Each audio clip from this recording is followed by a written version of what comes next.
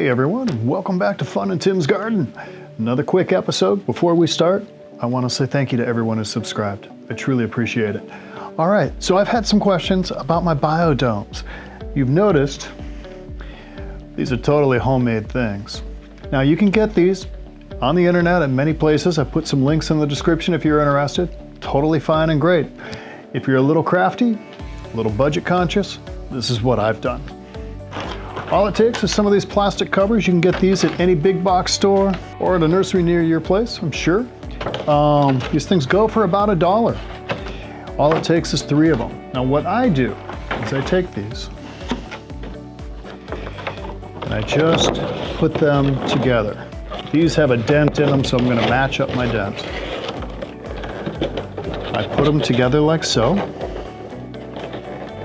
and then I cut a hole right here across the top, and then finally I take the third one. I cut an identical hole and I put it here and I attach them. Here's a quick animation that hopefully will show it a little bit better.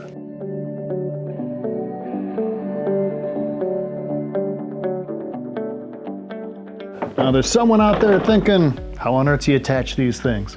It's real simple. You can use probably anything. I use packing tape. Just wrap it around,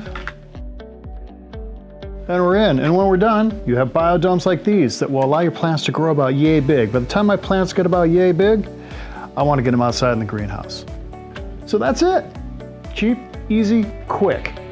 It's all up to you how you want to do it. I highly recommend it. It keeps the moisture inside. It keeps the heat inside. And I personally think it's making my plants grow a lot better. So again, thank you for watching. Thank you for subscribing. I hope you're enjoying this and having as much fun as I am. Have a great weekend. Really appreciate you watching and subscribing again. All right, take care. Bye now.